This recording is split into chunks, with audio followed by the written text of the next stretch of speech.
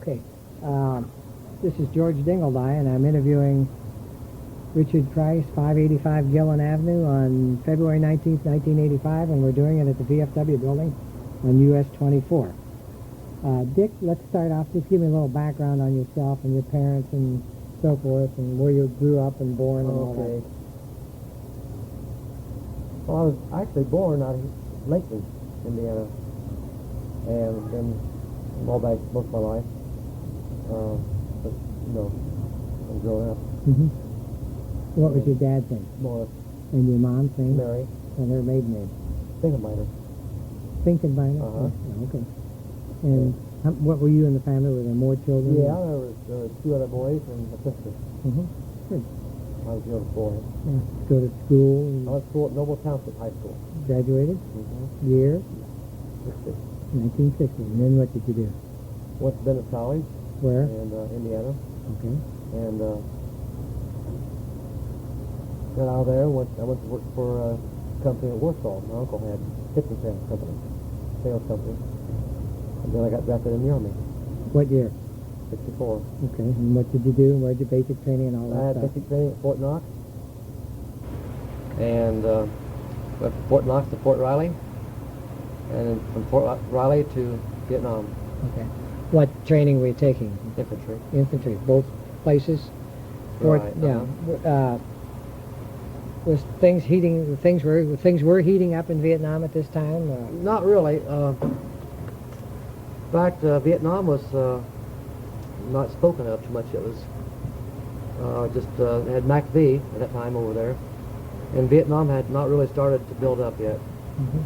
And they went around for volunteers to go on a task force. And I was bored at Fort Riley, so I volunteered to go on a task force. Mm-hmm. And I had 3 days at home, and we went from there to San Francisco. Let's see. No, it was Oakland, I guess it was, when we got the ship. So took a ship from there to Vietnam, 18 days. Straight to Vietnam, no stops, No Hawaii, stops. anyplace else? Stopped in Hawaii. They were going to stop in Hawaii and get fresh fruit, and they didn't, for some reason or other. How many were on the ship? 5,000 5,000. on a 2,000 capacity boat. Yeah. So you can imagine the mess. Yeah. So that's the figure I had back in my mind. It was too crowded. Yeah. Most important thing, the whole place was a place to sit down on the deck, a piece of cardboard. Yeah. Everything else was. What time of year was this? This was in April. April. Uh-huh. And going out in the Pacific, then the weather was good, so Real hot. Yeah. Real hot. So, and the ship obviously was not air conditioned. No. Yeah, No, it was a U.S. Naval ship Gordon. It was a revamped deal they brought out for troop carrier. Yeah. Now, were you going to Vietnam as replacements, or? No. We were the advance party for. We were at 2nd Brigade Task Force. That's what it was called. And we didn't even know where we were going for sure until we got out in the middle, about 2 days out, and they announced we were going to Vietnam. Yeah. Had you been formed in the companies and battalions and everything by Right. this time? We had been. It was a brigade. Yeah. I was in. It was the Yeah. 2nd Brigade Task Force. Yeah. And that's all I can remember is people. I think it was. I know the ship was crowded. Yeah. It was a brigade. How many people was in the brigade? I'm not sure. Yeah. Did you have a rank? Were you rated or anything? No. I like was spectral, I guess. Yeah. And your MOS was 111 infantry. infantry rifleman. Right. No, I was actually, Bottom of the heap, huh?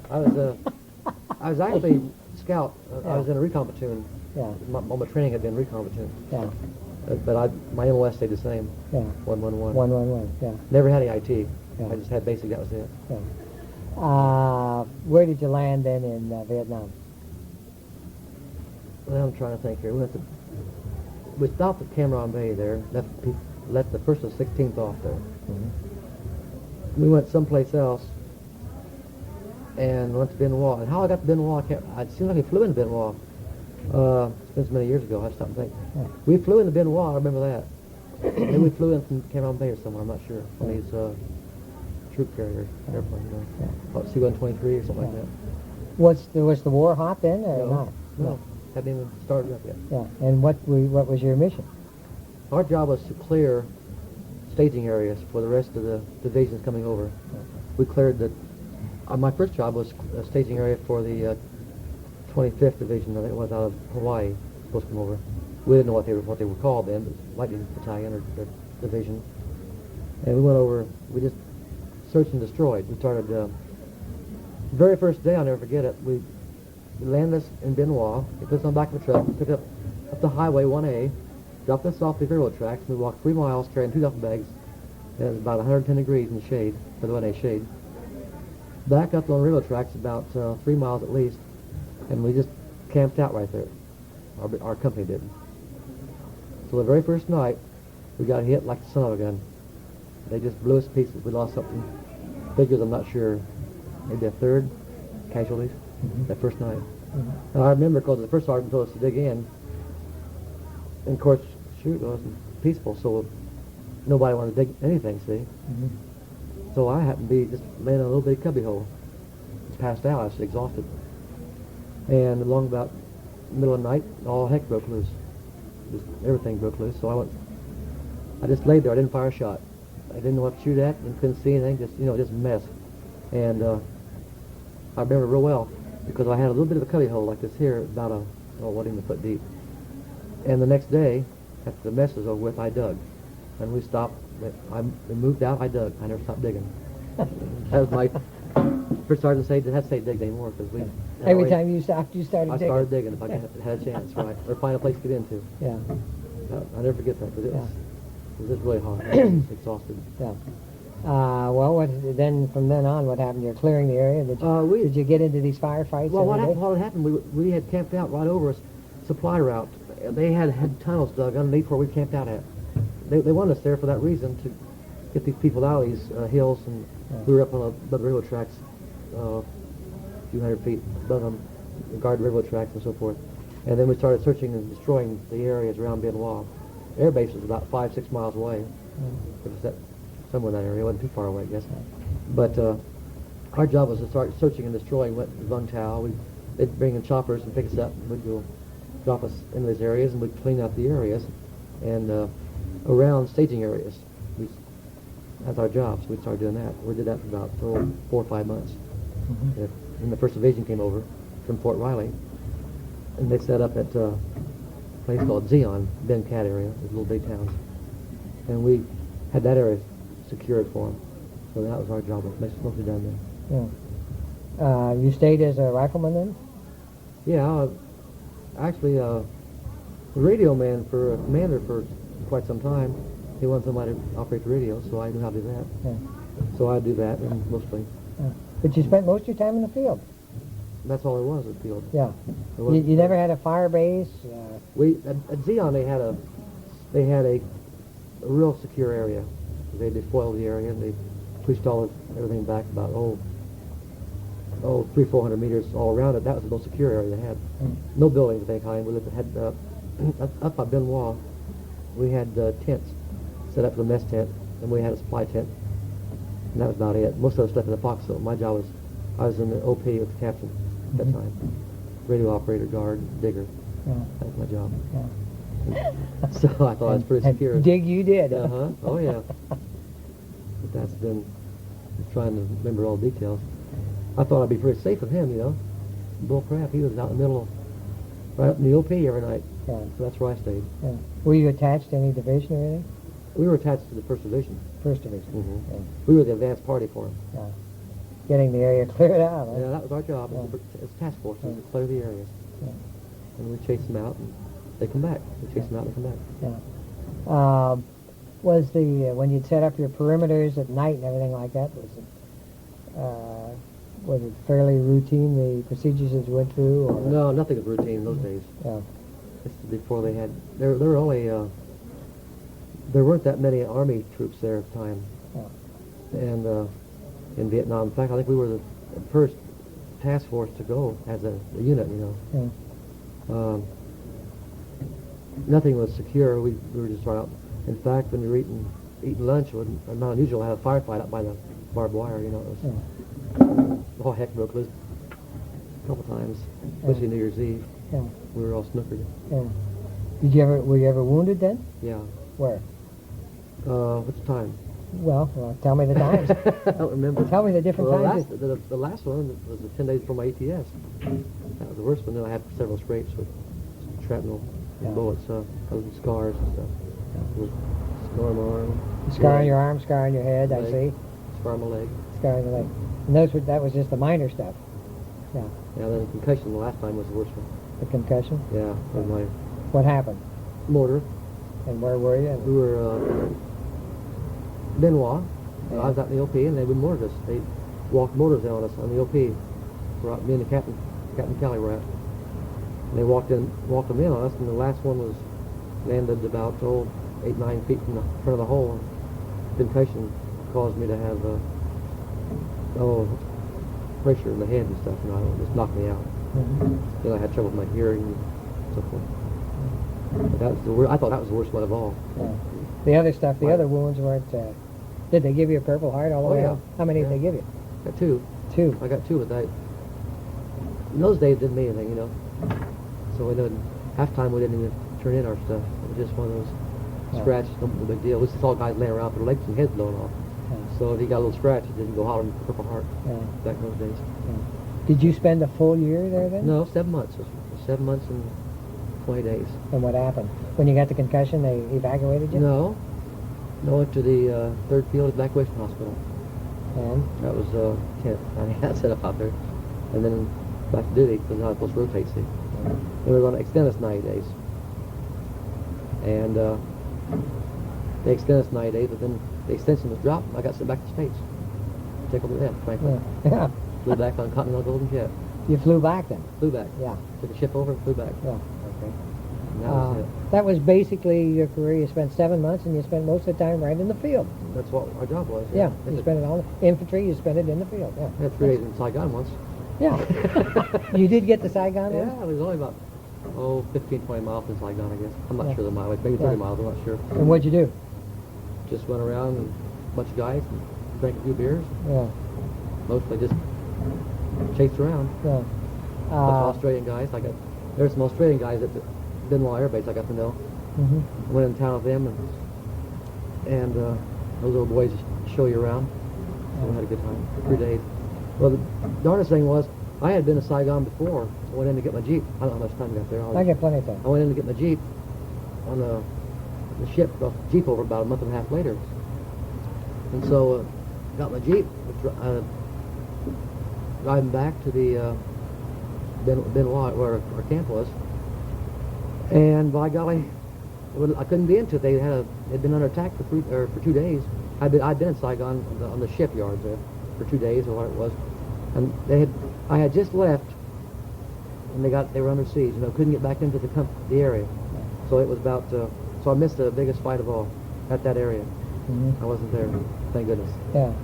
Great. They got run over, Yeah. and everybody was. I asked where so and so was, and he was dead, Yeah. and they were missing. And that was the hardest part. Was there any protests or anything going on at that time? When they came back, or no, not really. No, in those days, in those days, the long-haired hippies and stuff were the only thing that really bothered me. They hadn't had any protests in Vietnam yet because they weren't that involved. In '66, I'm talking about. Yeah. But no, most people were pro. In fact, when we left Fort Riley, they had a big band send-off for us, Yeah. big parade and all that stuff. Yeah. Then I came back. Tickled to death being in one piece, and we just melt into the framework. Yeah. Did you see much of the drug culture which was starting at this time or not? No, there were some guys around. Well, in Vietnam itself, civilians were always chewing on these nuts and these dopey things, but I never, I was older, see. Mm-hmm. I never didn't have anything to do with any of that stuff. Yeah. Never did. My buddies, I didn't see anybody doing it at that time. But nobody was into marijuana or grass Not in that area. heroin or I never saw any of it. Yeah. But the worst I ever saw was beer and whiskey, I guess, about the worst thing they had over there. Yeah. That was... Yeah. How about what was the relationship with the black troops? And, No, we were all equal in those days. In fact, they brought a boy up to keep me company up there because it was too hard 24 hours a day on the OP and stuff to stay awake. They brought this colored boy up there, and shoot, I tickled death to have him, but he kept falling asleep, so we sat him back and just no problem. Everybody was equal. Yeah. I had real good friends. In fact, I had a lot of colored guys, of course, but not so many in those days as there was later on. Yeah. We only probably had maybe 15% black, maybe. They were all nice fellows. Yeah. Well, what did you do when you came back then? I went back to, my dad lived in California at the time, so I stayed there for a while and I came back to Wabash, Indiana. But your 2 years were up, the draft, there was no Reserves. you stayed in the reserves? Well, yeah, you had to. You had to stay in the reserves for how long? 4 years. 4 years. Yeah. But that wasn't active, that was No, inactive. Yeah. Yeah. 2 years active, 2 years inactive. Yeah. As you look back now, what's your feeling about the whole situation? Well, I look back on it. At that time, I thought we ought to have a complete support of the entire. If you're going to fight a war, go into it at 100%. Don't go into it halfway. See, we chased the VC over in Cambodia and make a stop. We couldn't go across after them. Of course, we probably shouldn't say this, but we went across anyhow sometimes, chased them a little ways. Yeah. Maybe I shouldn't say that. But I thought we should be able to win the war, blockade all the harbors and bomb North Vietnam at that time. That was my opinion, because I was around a lot of officers and so forth, and I got the idea of what was going on. And I thought, why can't we blockade it? Why can't we do this? Why can't we do that? They won't let us do it. Not enough people, they said, so forth. And then later on, why? Well, I thought they should have went into the 100% or get out altogether. Yeah. When you came home, did you have an easy time sliding back? No, I didn't. I had a hard time. Nightmares. I had a real hard time getting it settled. It took me a year or two. Were you married then? No, single. Yeah. And staying at home with your mother? No, I lived up in Rochester at the time. I was selling for my uncle at Warsaw. You went back to your old job? Yeah, for a while. Yeah. And you were having a hard time getting adjusted? Yeah, things weren't right. Yeah. I had seen too many gory things, and I look back on it, just I didn't adjust very well. Tried to put on a good front, but inside I wake up in the middle of the night screaming and carrying on. After I got married, the wife said I used to wake up and scream and get down or look out and all that stuff in my sleep. It took me a number of years to deal with that. Did you drink a lot, or? No. No? No. Yeah. Just that one time in Saigon. Yeah. It was all season. It was vodka and orange juice, because I never had vodka before in my life, so I didn't know what it was. Yeah. I got snookered on that. Yeah. Had a headache terrible. Yeah. Went back and they moved out as soon as I got back to company. Never again. My worst headache I ever had. Yeah. It's terrible. As you look back now, as you look back on the whole situation, then we lost the whole thing. What are your feelings now? Oh, disappointed, of course. Yeah. No little country should have been able to force us to give up. We should have never given up. In fact, I would have thought they should have sent everything they had into there and not allowed it to go like it did. Yeah. Even though it's unpopular here. Yeah. Well, it got unpopular later. In the early late 60s. But when you were there, it was the main cause. There hadn't been a lot of people killed until we got there. Yeah. We weren't advisors anymore. We were the active. Yeah. See, there's a difference. Yeah. Advisors don't get into them. Yeah. Have you, this concussion or anything else bothered you since then? Hearing? I have a hearing loss. Do you get any kind of a pension or anything from government for it? Is it satisfactory? I mean, oh, sure. Yeah. Are you able? Back in the service. Oh, you did? Oh, yeah. My wife divorced me. Yeah. See, I got married late in '67. Yeah. In '68. Yeah, somewhere there. And I couldn't, like I say, I wasn't adjusted yet. Yeah. I'm not saying it's her fault, but I didn't worry about anything. I was trying to and married for, a number of years there.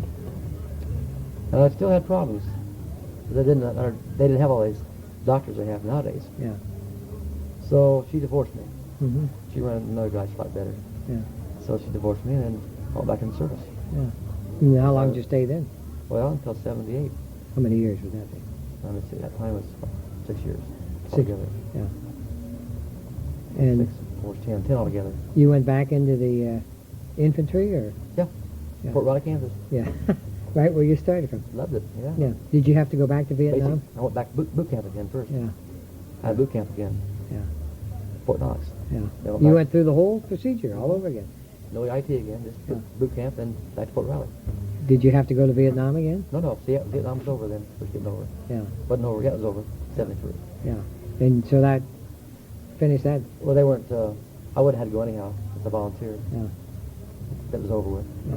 This, Were they paying you a pension for this hearing loss? No. Not until afterwards. not until later on. Yeah, So I didn't want anything, you know, Yeah. it was one of those deals. yeah, I was going to make $1 million on my own. yeah, In fact, they didn't give a darn back in those days. yeah. It pretty much. You know, this is rather interesting about the number of you guys, and I talked to a lot of you, the number of you that just didn't stay married, including the guy that only stayed married 3 months. You know, he had a hell of a time adjusting to this whole situation. Yeah, you don't get along too good at first. Yeah, and it seems like the first thing just goes down the drain, and you try the next one, and it seems to work a lot better. Is that your impression of the whole thing? You mean a marriage life? Or? Yeah. But I've talked to so many of you that the thing just goes down the drain. Well, the first, well, I have to look at it just a period of adjustment. Yeah. I couldn't quite get into everything the way that normal people do. Yeah. Go 8 to 5 and all Yeah. that sort of thing. Yeah. I kind of wanted to be free, if you want to be honest about it, just Yeah. to get out and do. I enjoyed the freedom. I enjoyed a sunny day. I enjoyed nice days. I Mhm. didn't care about gas bill and that stuff. Yeah. Back in those days, Yeah. I knew it paid enough to do it. I didn't worry about it. She did. Yeah. So that was, And that was the big conflict. yeah. Did you have Money. any children or anything? Money is the hardest thing to come by. Yeah. She worked. Were you ever exposed to Agent Orange? Oh, yeah. Yeah. They use that for deployment to Yeah. clear the areas, Yeah. kill the leaves and stuff. Yeah. Do you think that had any effect on you or nothing? They sent me to the hospital, checked me out here a number of years ago for that. Yeah. I told them I didn't want part of it. Uh-huh. I didn't know what they're talking about. They didn't know what they're talking about either. Yeah. But I keep getting I was involved with the suit because I said, well, if it could cause you to have deformed kids and stuff, I'd like to know about that. Mm-hmm. And of course, I didn't have blisters over me. They checked me out where I had those blisters. You do have blisters? No, Mhm. I didn't. Look. You did, yeah. Back in those days. Yeah. Everybody had blisters from that Yeah. stuff. Yeah. That and everything else. Yeah. Guys had ringworm and everything else. Fungus. Yeah. You don't know what's going on. Yeah. Well, Anyhow, we had a lot I, of fun. I think when you get into that climate, you get ringworm and fungus and Yeah. jungle rot. Well, they and- never had blisters. I remember that was Yeah. nothing serious. Yeah. That's part of it, I guess. Yeah.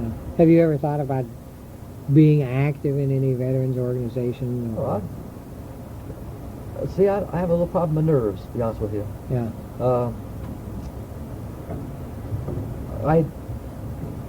Stress is really does me in. Yeah. I have to keep myself calm. And when I get involved with stuff, the stress does me in. Yeah. I have to be honest about it, that's the truth. Yeah. So every time I think about doing something, it requires I'll get up on a roof, or something like that, if I can, Yeah. But I have the blackout spells. Yeah. And the doctor said it was caused by stress. Then they found my inner ear was messed up. Yeah. Then they found out I had spinal cord injury too. So Mhm. From the concussion, probably? I don't know. Yeah. I got knocked around so many different times, Yeah.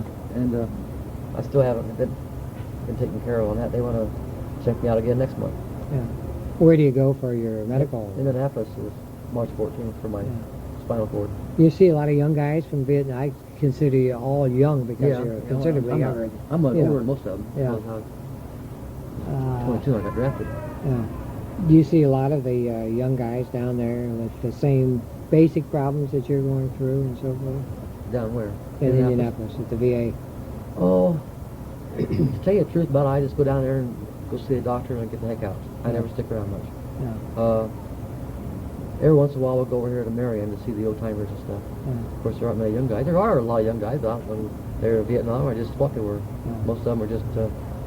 I talked to one fella, I thought he was an old veteran or a young veteran. Shoot, he hadn't even been out of boot camp hardly. Yeah. When he got hurt or sick Just or mental yeah. stress, I guess. Yeah. I mean, yeah. So you don't never know who's who, so you don't go Yeah. ask them. Yeah. This is the most I talk about this in years. I don't talk to anybody about it. Oh, really? No. Why? I just rather not get into it. It's took me a long time to get over it, the Yeah. mental thing. And whenever I hear a loud noise, I jump. I came back and went to the 4th of July fireworks with the family. Mm-hmm. The first blast I heard, I hit just automatically fell on the floor, on the ground. So Yeah. that, That's enough for me. Huh? yeah, Yeah. just noise. I still don't like loud noises. I had this would be interesting to you because I had a person the other day I asked him about Vietnam, you know. He didn't know that I knew that he was in Vietnam. Uh-huh. And he says, you know that you're the first person that's even mentioned it to me in 16 years. Is that right? Yeah. So, you know. Well, we don't talk about it much. No. We're going to talk. In fact, I never had talked about anybody. Because I had to I gave showed some slides one time at a high school. Uh-huh. And that was too touchy for me to. I had a friend of mine, Larry Brain, out here at the fountain. Yeah. Anyway, Larry and I showed slides and pictures up in high schools around in Rochester and places. Yeah. And I was looking at the slides and so forth and pictures, and it kind of got to me. He had to finish. I couldn't do it. Yeah. It got too bad. Have you been to the wall in No. Washington? No. Have any desire to go? Yeah. Anyway, I'm having trouble out there. Yeah. Anyway, I'd like to go see it. There's a lot of names on there I know. Yeah. I'll bet there are. Oh, yeah. boy. Yeah.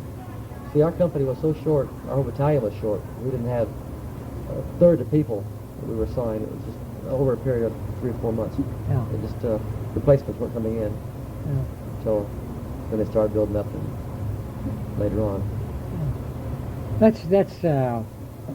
It's a rather, you know, when you look back now, you consider it a useless war, or Well, the war, what's your feelings now?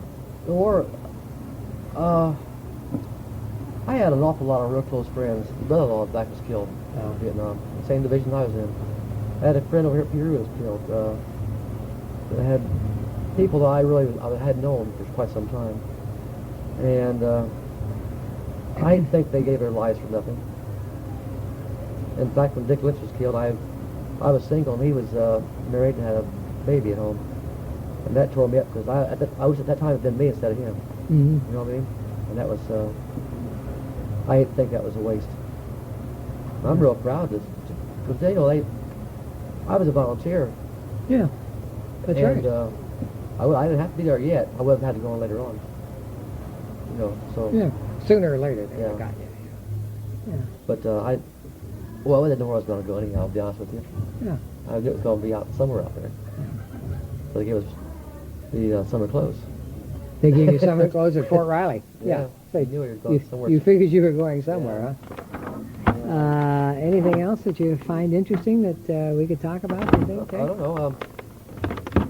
For a guy that hasn't talked about it for so long? I don't remember the details. I remember it was gory. It was we were very successful. Our task force was very successful. Uh-huh. And I think that was because we were all draftees, most Yeah. of us, and we had good officers back in those days. And we had a job to do, and we did it. Purpose, And, yeah, really, and there was no problems. We got the job done. Yeah, great. First Division, I think, that's why I went back in the First Division. Yeah. So, I missed all that. At that time, I didn't. Then I got back in the service, and they found out that I had some medical problems, and I wouldn't let me stay in, so I had to get out. Did you have to get out the Yeah. second time? I was going to retire. You're going to retire anyhow, huh? Sure. No, I mean, I was going to retire in the service. Oh, where are you going to hang on? You're going to be a lifer? I made buck sergeant in 2 months. Yeah. Well, it's 4 months altogether. Yeah. I was warrant in 2 months. Yeah, great. Well, I think this is a good interview, Thank you. and this I is always have trouble talking. very good. This is George Dingledye, the Wabash Carnegie Public Library Oral History Program.